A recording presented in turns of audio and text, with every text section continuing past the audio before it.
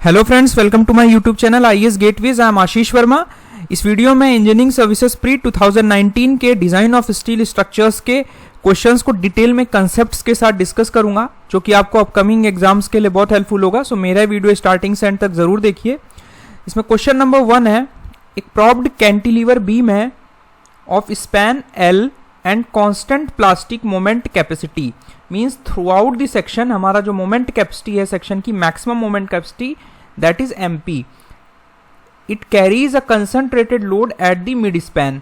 तो load at collapse will be, तो जो लोड एट कोलैप्स होगा तो वो एमपी के करस्पॉन्डिंग हम ये मान लेते हैं कि that will be W you.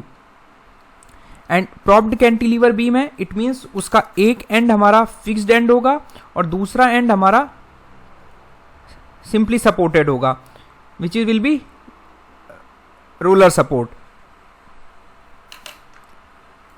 तो इस तरह के क्वेश्चंस करने की दो अप्रोच होती हैं। पहला होता है स्टैटिक मेथड, जिसे हम लोअर बाउंड थ्योरम भी बोलते हैं, जिसके बारे में पुराने Gupta and Gupta steel structure के वीडियोस में डिटेल में डिस्कस किया हुआ है। स्टैटिक मेथड में क्या करते हैं, जो भी हमारी बीम है उसको हम दो पार्ट्स में डिवाइड कर लेते हैं। एक simply supported beam width loaded span plus एक हमारा फिक्स्ड बीम और लोड उसका हटा देते हैं। This arrangement will be equivalent to this load. So इसका बेंडिंग मोमेंट डायग्राम और इसका बेंडिंग मोमेंट डायग्राम आप जब ओवरलैप करोगे तो you will get this kind of resultant bending moment diagram. हमारा यहां पर जो फिक्स्ड एंड होगा, यहां पर मोमेंट कैपेसिटी एमपी होगी, because fixed and has the moment resisting capacity, और सेंटर पे हमारा बेंडिंग मोमेंट भी जो eight the time of failure, eight the time of collapse जो जनरेट होगा डब्ल्यू यू के करस्पॉन्डिंग, वो भी हमारा एमपी होगा। दोनों को अगर हम ओवरलैप करेंगे तो हमारा जो रिजल्टेंट बेंडिंग मोमेंट डायग्राम होगा वो ये होगा, this will B MP and this will B MP. तो हमारा जो ज्योमेट्रिकली इस बीम के लिए जो हमारा मैक्सिमम बेंडिंग मोमेंट था at collapse, that will be equal to W L by 4 for simply supported beam, अगर आप इसको देखोगे। एंड इसके करस्पॉन्डिंग हमारा ये बेंडिंग मोमेंट डायग्राम बनेगा और रिजल्टेंट हमारा ये बेंडिंग मोमेंट डायग्राम बनेगा। तो आप इस ऑर्डिनेट को इक्वेट करोगे तो this will be W L by 4 is equal to M P plus this X value मान लेते हैं। तो जो एक्स वैल्यू होगी ये हमारी at the centre of the beam होगी। तो बाई सिमिलर ट्राइंगल से x upon M P is equal to L by 2 divided by L होगा। तो x इज इक्वल टू जो होगा हमारा एम पी बाई 2 आ जाएगा। आप यहां पे वैल्यू सब्स्टिट्यूट करोगे इस इक्वेशन में तो you will get W U is equal to 6 M P by L. तो this will be the collapse load. और यहां पर जो हमारे कंडीशंस यूज की हैं, they are equilibrium condition and yield condition for the analysis. अब आते हैं हम काइनेमेटिक मेथड पे। काइनेमेटिक मेथड हमारा अपर बाउंड थ्योरम होता है, जिसमें हम equilibrium conditions plus mechanism condition यानी कॉन्टिन्यूटी कंडीशंस को हम यूज करके एनालिसिस करते हैं। इनको हम कॉन्टिन्यूटी कंडीशन भी बोलेंगे, जहां पर हम इसका मैकेनिज्म कंडीशन बनाएंगे। तो मैकेनिज्म कंडीशन में हमें निकालना होगा कि हमें मैकेनिज्म के लिए कंप्लीट कोलैप्स के लिए हमें कितनी नंबर ऑफ हिंजेस चाहिए। तो इसके लिए हम स्टैटिक डिटर्मिनेसी निकालेंगे, that will be given by R E minus 3। तो हमारी number of total external reactions 4 हैं, इज इक्वल टू 1 आ जाएगी। तो नंबर ऑफ हिंजेस जो चाहिए at the time of collapse, that will be equal to R plus 1 होता है। तो हमारे टोटल हिंजेस जो चाहिए कोलैप्स बनने के लिए 2 हिंजेस हमें बनानी है। तो जैसा कि मैंने डिस्कस किया था पुराने वीडियोस में कि हमारी since moment capacity through out MP है, तो जहां जहां हमारा सपोर्ट है वहां पर हो सकता है और अंडर द कंसंट्रेटेड लोड होता है। इस जगह पे हमारी प्लास्टिक हिंज नहीं बनेगी, बिकॉज इस सेक्शन की जो प्लास्टिक मोमेंट कैपेसिटी है इस पॉइंट की वो 0 है। यहाँ पे इसकी मोमेंट कैरिंग कैपेसिटी 0 होने के कारण यहाँ पर हमारा जो वर्चुअल प्लास्टिक हिंज है वो नहीं बनेगा। तो हम यहाँ पर एक्सटर्नल वर्चुअल वर्क मेथड का यूज करते हुए हमारा एक्सटर्नल वर्क डन और इंटरनल वर्क डन जो होगा स्ट्रक्चर में वो बराबर होगा। और अगर हम इसका कोलैप्स मैकेनिज्म बनाएं तो कुछ इस तरह बनेगा। हमारा ये सेंटर पे ये हमारा वर्चुअल जो रोटेशन होगा हम थीटा मान लेते हैं, सिमेट्री की वजह से दोनों एंगल थीटा होंगे। सेंटर पे हमारा कोलैप्स लोड एक्ट कर रहा है एट अ डिस्टेंस L/2 और हमारा प्लास्टिक हिंज एक हमारा फिक्स सपोर्ट पर बनेगा और एक अंडर द कंसंट्रेटेड लोड बनेगा और हमारा जो वर्चुअल डिफ्लेक्शन है दैट इज डेल्टा। और ये angle by symmetry theta plus theta equal to 2 theta होगा और यहाँ पर जो हमारा मोमेंट डेवलप होगा at the time of collapse वो MP होगा और यहाँ पर भी हमारा MP होगा इस रोटेशन वर्चुअल रोटेशन को रोकने के लिए। तो जो हमारा एक्सटर्नल वर्क डन होगा that will be equal to load into displacement delta, that will be given by WU into L/2 theta. इसी तरह हमारा जो इंटरनल वर्क डन होगा, जो हमारे इंटरनल मोमेंट्स जनरेट हो रहे हैं MP थीटा प्लस जो सेंटर लोड के नीचे हो रहा है MP theta plus theta is equal to 3 MP theta. आप इन दोनों को इक्वेट करोगे तो you will get 3 MP theta is equal to WU L/2। तो आपका जो कोलैप्स लोड आ जाएगा वो 6 MP/L आ जाएगा। तो this is the basic concept. किसी भी मेथड से आप करोगे तो you will get the collapse load is equal to 6 MP/L, जिसपे हमारी जो हिंजेस होंगी वो फॉर्म होंगी at the point of concentrated load and जहां पर हमारी मोमेंट कैपेसिटी सबसे पहले मैक्सिमम रीच आउट करेगी। तो करेक्ट आंसर सी होगा। An unstable vibratory motion due to combined bending and tossing which occurs in flexible plate like structures के बारे में ये क्वेश्चन है। सो डिटेल में इसके कंसेप्ट के बारे में बात कर लेते हैं कि जो हमारे फ्लेक्सिबल स्लेंडर स्ट्रक्चर्स होते हैं या स्ट्रक्चरल एलिमेंट्स होते हैं, किसी भी स्ट्रक्चर के जो पार्ट होंगे वो स्ट्रक्चरल एलिमेंट्स कहलाएंगे। तो मान लेते हैं कि एक हमारी कोई बिल्डिंग है which is subjected to wind loads और इसकी हाइट मान लेते हैं हमारी h है एंड इसकी जो लेटरल डायमेंशन है दैट इज b। तो जो भी हमारी बिल्डिंग्स हैं उन पर हमारा under the action of wind load हो रहा है। तो डायनेमिक एनालिसिस करने के लिए, डायनेमिक इफेक्ट्स एनालाइज करने के लिए हमें उन स्ट्रक्चर्स को कंसीडर करना होगा जहां पर हमारा पहली जो कंडीशन है वो कि h बाई जो लीस्ट लेटरल डायमेंशन है हमारा perpendicular to flow of wind that is greater than 5। और दूसरा हमारा कंडीशन है डायनेमिक इफेक्ट्स को एनालाइज करने के लिए कि उन स्ट्रक्चर्स में हमें विंड का इफेक्ट कंसीडर करना है या डिजाइन कंसीडरेशंस डायनेमिक एनालिसिस करना है विंड की वजह से जो हमारे इंड्यूस्ड ऑसिलेशंस हो रहे हैं। बिकॉज विंड की वजह से हमारे दो तरीके के ऑसिलेशंस होते हैं, एक तो विंड के डायरेक्शन में होंगे और एक हमारे विंड के परपेंडिकुलर डायरेक्शन में होंगे। दीज विंड इंड्यूस्ड ऑसिलेशंस के इफेक्ट को हमें कंसीडर करना है अपनी डिजाइन में। इनको विंड इंड्यूस्ड ऑसिलेशंस या एक्साइटेशंस बोलेंगे। They can happen in both directions and that will depend upon the this ratio of h by minimum. और दूसरी कंडीशन अगर सेटिस्फाई कर रहे हैं, अगर हमारा जो नेचुरल फ्रिक्वेंसी है स्ट्रक्चर की जो डेवलप हो रही है, ऑसिलेशंस जिनकी वजह से डेवलप हो रहे हैं विंड की वजह से, तो जो नेचुरल फ्रिक्वेंसी है फर्स्ट मोड में हमारी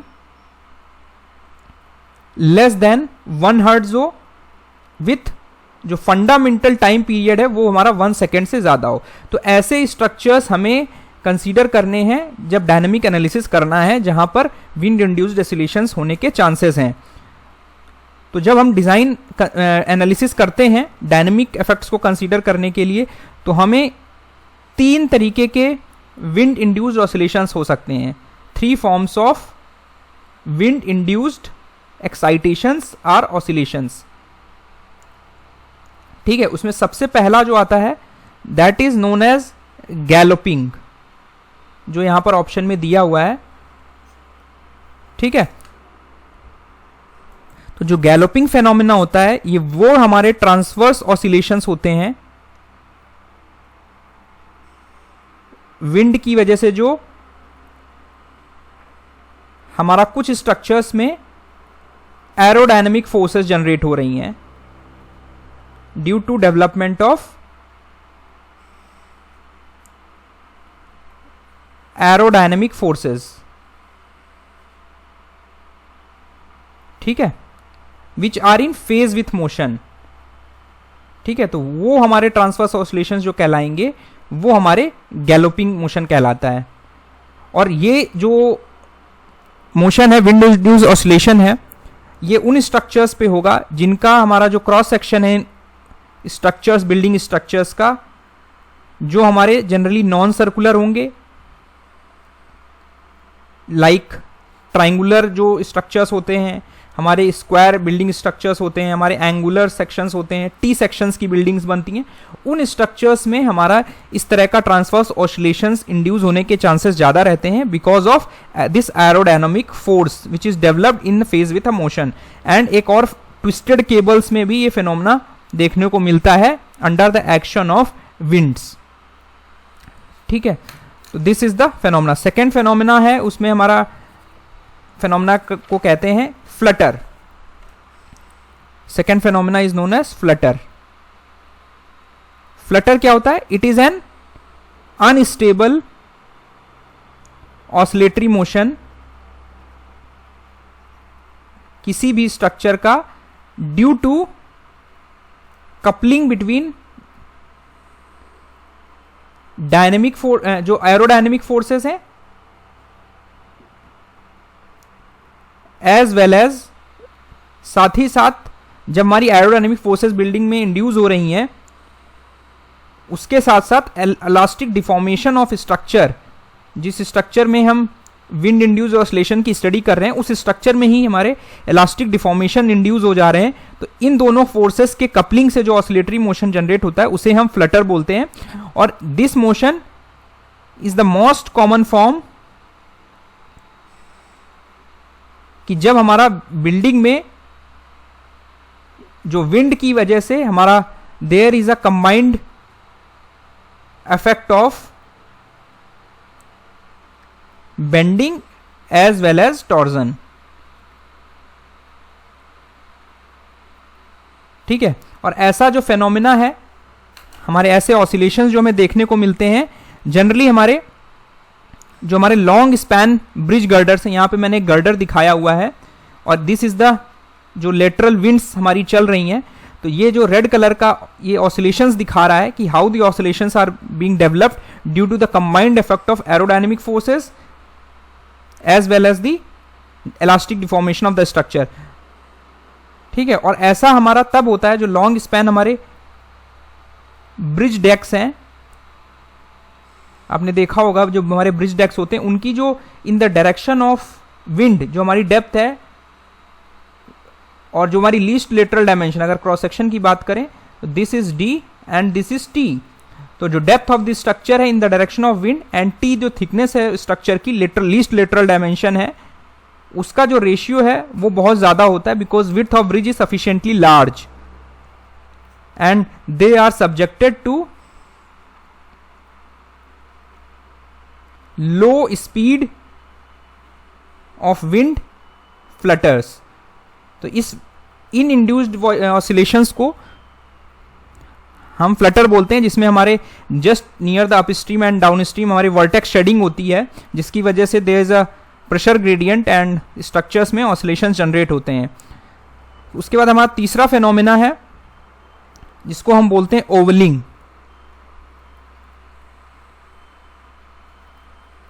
इस फेनोमेना में हमारे जो थिन वॉल्ड स्ट्रक्चर्स हैं जिसमें हमारा जनरली एक एंड ओपन रहेगा या दोनों एंड ओपन भी रह सकते हैं, जैसे कि हमारे ऑयल स्टोरेज टैंक्स हो गए या फिर हमारे जो नेचुरल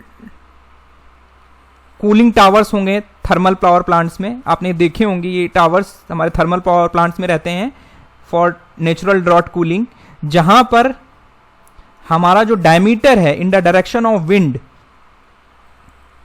डिवाइडेड बाई जो हमारी उसकी वॉल थिकनेस है उसका जो रेशियो है that is of order greater than 100 or more.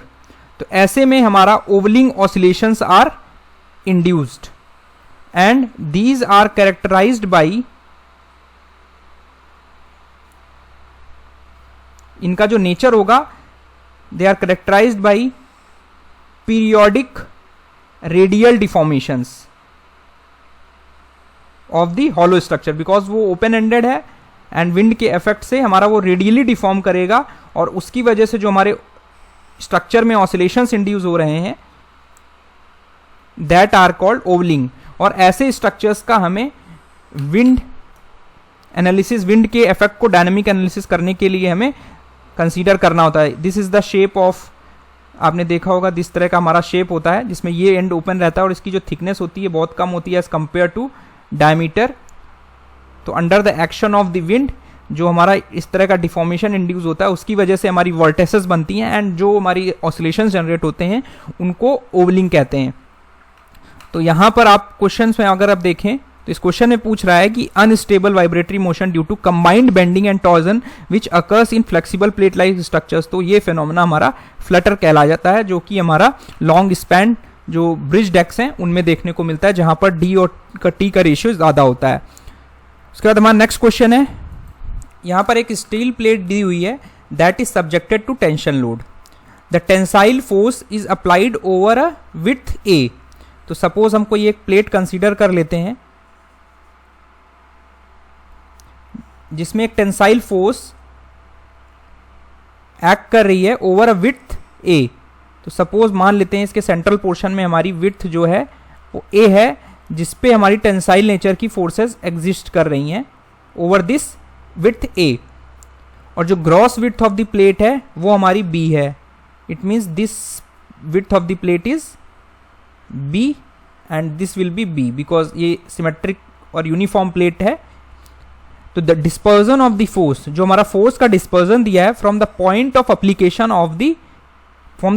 Application is at about 30 degree with the axis. तो हमारी ये जो एक्सट्रीमिटीज हैं इस विड्थ की, यहां से हमारा जो लोड डिस्पर्जन है ये 30 डिग्री पे है, ये दिया हुआ है विद द एक्सिस। तो इस एक्सट्रीमिटी के करस्पॉन्डिंग हमारा जो एक्सिस होगा वो ये होगा, और इस एक्सट्रीमिटी के अलॉन्ग हमारा एक्सिस ये होगा, और इससे हमारा जो लोड डिस्पर्जन है वो 30 डिग्री पे है। क्वेश्चन में ये दिया हुआ है with the axis and extends to, और जो लोड डिस्पर्जन है उसकी जो मैक्सिमम विड्थ है that is 12 times the thickness of the plate.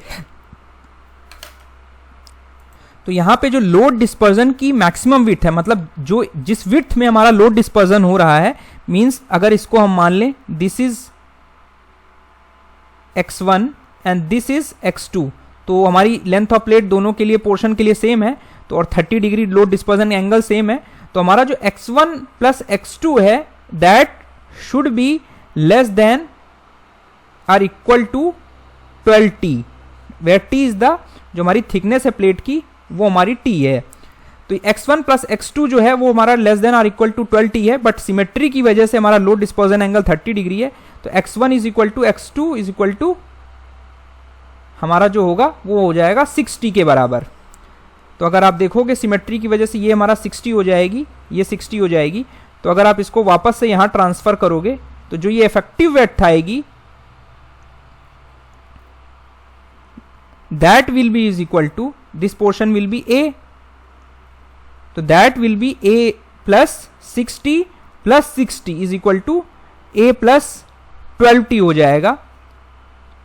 ठीक है, ये कंडीशन तभी अप्लीकेबल होगी कि जो ये विड्थ है इन तीनों को ऐड करने के बाद जो हमारी विड्थ आ रही है उसमें जो x की वैल्यू है यानी x1 या x2 की वैल्यू है दैट इज ग्रेटर देन 60, तभी हमारा 60 होगी। अदरवाइज हमारी फुल विड्थ यानी जो कि हमारी b है टोटल विड्थ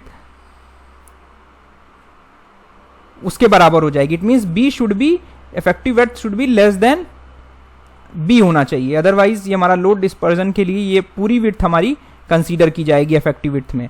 तो अगर आप ये देखोगे तो हमारा करेक्ट आंसर जो होगा ये मानते हुए कि हमारी जो ये विड्थ है ये हमारा 60 से बड़ी है, तो जो हमारा लोड डिस्पर्जन हो रहा है वो कम एरिया में हो रहा है, सो इफेक्टिव विड्थ जो कंट्रीब्यूट करेगी that will B a plus 12t। तो करेक्ट आंसर हो जाएगा b। बहुत सारी कोचिंग्स ने इसका आंसर a प्लस 240 दिया है, वो गलत है, इसको आप ध्यान रखिए, बिकॉज यहाँ पर मैक्सिमम विड्थ दी है वो 12 टाइम्स दी हुई है, तो इन दोनों का समीशन 12t होगा। कोचिंग्स वालों ने इन्होंने यहाँ पर 12t दोनों साइड कंसिडर कर लिया, which is not possible because यहाँ मैक्सिमम विड्थ जो लोड डिस्पर्जन के बाद है वो x1 प्लस x2 की वैल्यू है। तो आप करेक्ट आंसर जो होगा यहाँ पर ऑप्शन बी होगा।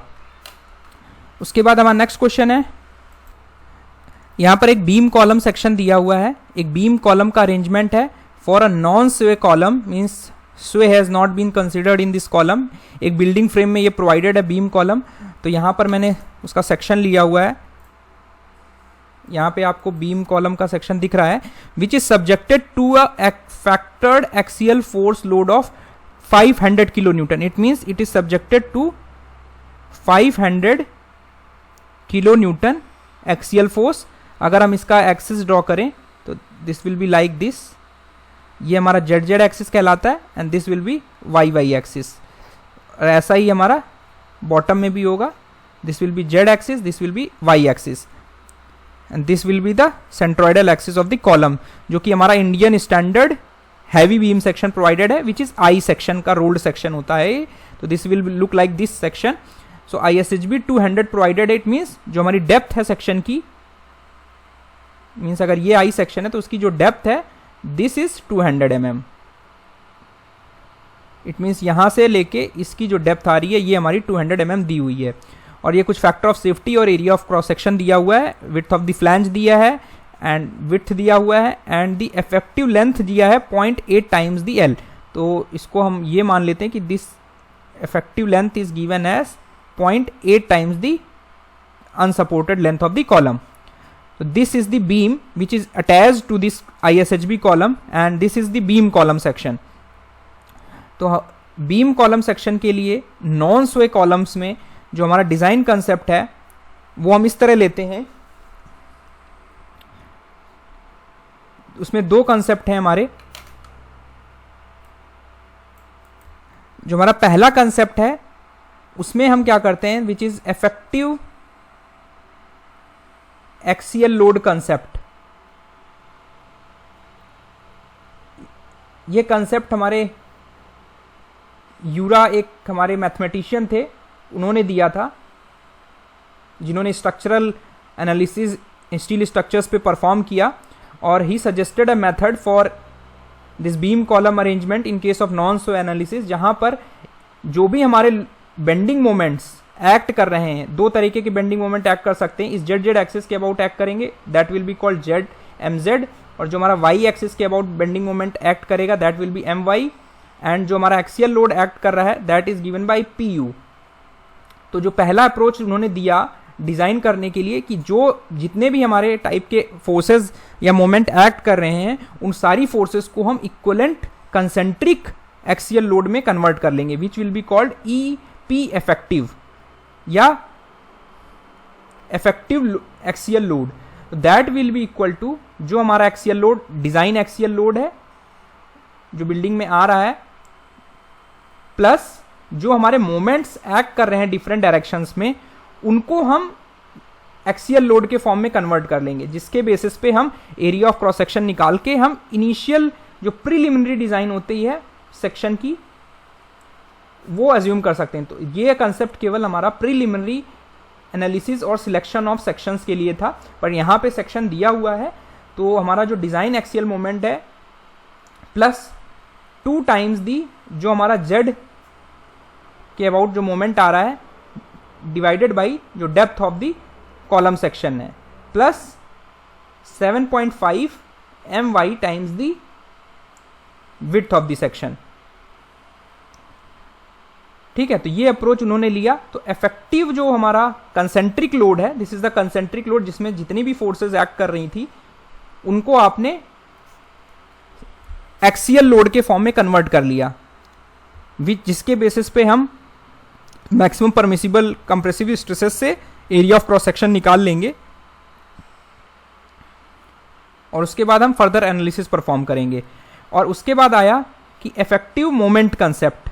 जब हमारे सेक्शन में मोमेंट प्रीडोमिनेट कर रहे होंगे तो हम इक्विवेलेंट मोमेंट अप्रोच का यूज करेंगे। ये सेम अप्रोच यूरा ने ही दी। और इक्विवेलेंट मोमेंट जो होगा दैट विल बी जो हमारा मोमेंट जेड एक्सिस के अबाउट एक्ट कर रहा है, प्लस जो हमारा लोड एक्ट कर रहा है उसको भी हम मोमेंट के फॉर्म में कन्वर्ट कर लेंगे। तो ये हमारा इक्विवेलेंट मोमेंट सेक्शन के लिए हम सेक्शन को इनिशियली जो हम सेक्शंस डिसाइड करेंगे प्रिलिमिनरी डाटा के लिए वो यूज कर लेंगे। तो यहां पर क्वेश्चन में पूछ रहा है कि हमारा बकलिंग लोड क्या होगा। तो बकलिंग लोड जो होगा इक्विवेलेंट कंसेंट्रिक लोड के बराबर होगा। तो this buckling load will be equal to P effective या पीबी लिख सकते हैं, P U design axial moment load जो है 500 kilo newton plus 2 times the 45 kilo newton metre act कर रहा है डिवाइडेड बाई जो डेप्थ ऑफ सेक्शन 200 mm यानी 0.2 मीटर हो गया, प्लस यहाँ पे एम वाई जो है वो हमारा 0 है, इज इक्वल टू 0। तो हमारा यहां पर इसको आप सिंप्लीफाई करोगे तो you will get 950 kilo newton. अगर यहां पे हमारा इक्विवेलेंट मोमेंट अप्रोच के बेसिस पे आप इक्विवेलेंट मोमेंट कैलकुलेट करते हैं तो M equivalent will be M Z यानी 45 प्लस पी यू हमारा 500 किलो न्यूटन मीटर था इंटू 0.2/2। तो ये हमारा 0.1 होके हमारा 45 kilo newton metre plus 50 is equal to 95 kilo newton metre हमारा इक्विवेलेंट मोमेंट के रेस्पेक्ट में हम सेक्शन को डिजाइन करते। तो यहां पर बकलिंग लोड पूछ रहा है तो करेक्ट आंसर जो होगा हमारा 950 किलो न्यूटन आंसर होगा। उसके बाद हमारा नेक्स्ट क्वेश्चन है, यहां पे cost of purlin per unit area is P दिया हुआ है, cost of roof covering per unit area is R दिया हुआ है, then cost of trusses per unit area L for an economical spacing of roof trusses. तो थोड़ा सा economical spacing के बारे में डिस्कस कर लेते हैं कि जो हमारी स्पेसिंग ऑफ रूफ ट्रस है that is determined by 2 factor से गवर्नड होती है। जो हमारे कॉलम स्पेसिंग हमें कितनी चाहिए ट्रसेस के बीच में, 2 कॉलम के बीच में स्पेसिंग हमें क्या रखनी है, और हमारा जो स्ट्रक्चर का कॉस्ट होना चाहिए that will should be minimum. तो ये 2 फैक्टर से हम इकोनॉमिकल स्पेसिंग ऑफ स्ट्रक्चर निकालते हैं। तो यहां पर मैंने एक ट्रस लिया हुआ है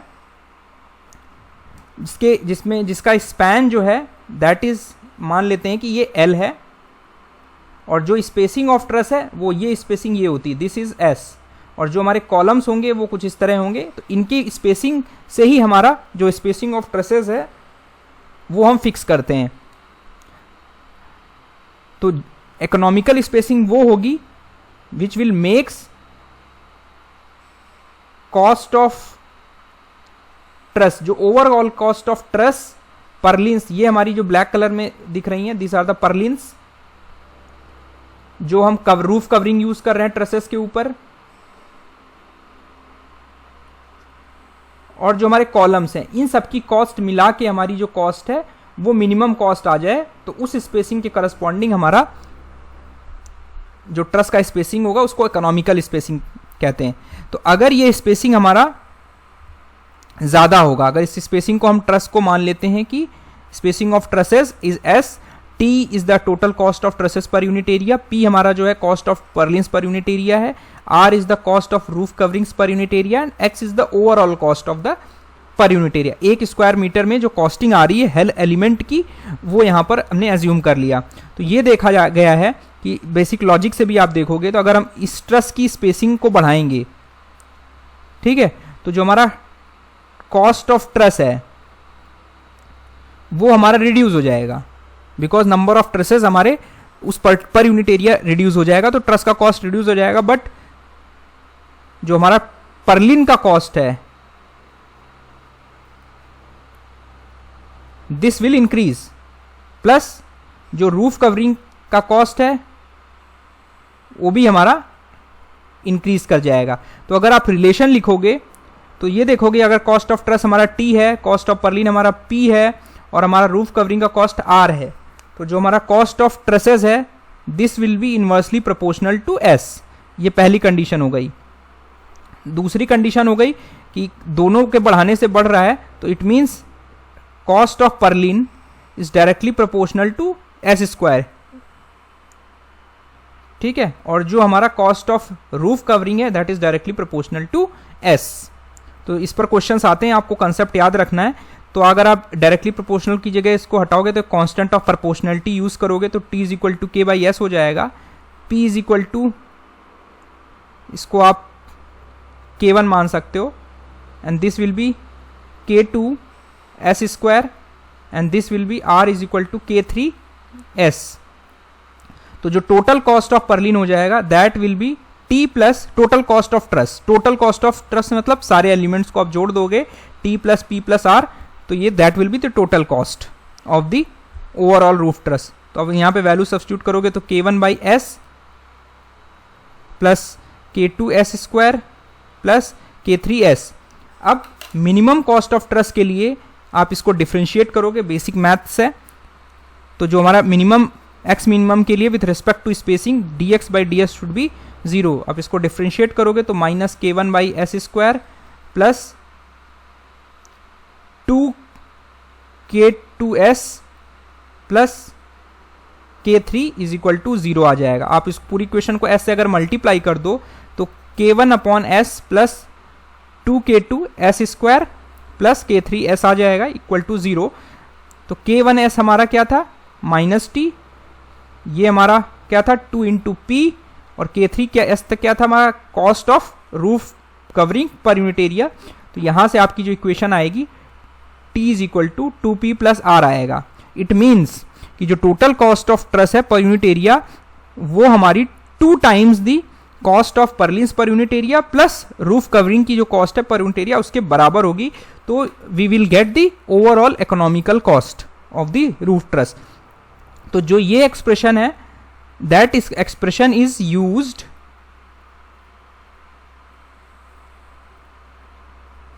to check the spacing of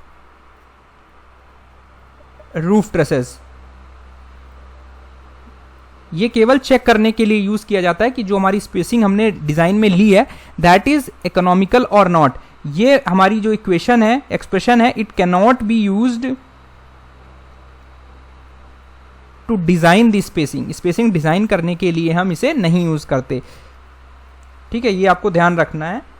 और एज अ जनरल गाइड जब हम अपनी डिजाइन स्टार्ट करते हैं रूफ ट्रसेस के लिए, तो जो हम जनरली जो स्पेसिंग हम अज्यूम करते हैं, जो L हमने माना स्पैन ऑफ ट्रेस बाई 4, हम अज्यूम करते हैं L by 4 when L is less than or equal to 15 metre. और जब हमारा जो स्पैन है ट्रस का वो 15 मीटर से ज़्यादा है तो हम जो इनिशियल स्पेसिंग लेते हैं अपनी डिज़ाइन जब स्टार्ट करते हैं तो L बाई 4 लेते हैं। तभी हम कहते हैं कि जो हमारी इकोनॉमिकल स्पेसिंग है lies between L by 4 to L by 5, and this is applicable for 15 to 30 metre of truss. तो this is the economical spacing जो हम इनिशियली डिजाइन में लेते हैं, और जो कैलकुलेशन आती हैं उसके बेसिस पे हम वापस से इस स्पेसिंग ऑफ रूफ ट्रस के लिए इस इक्वेशन से चेक करते हैं कि जो टोटल कॉस्टिंग है वो हमारी मिनिमम आ रही है। आई होप मेरा वीडियो आपको पसंद आया होगा। Thank you.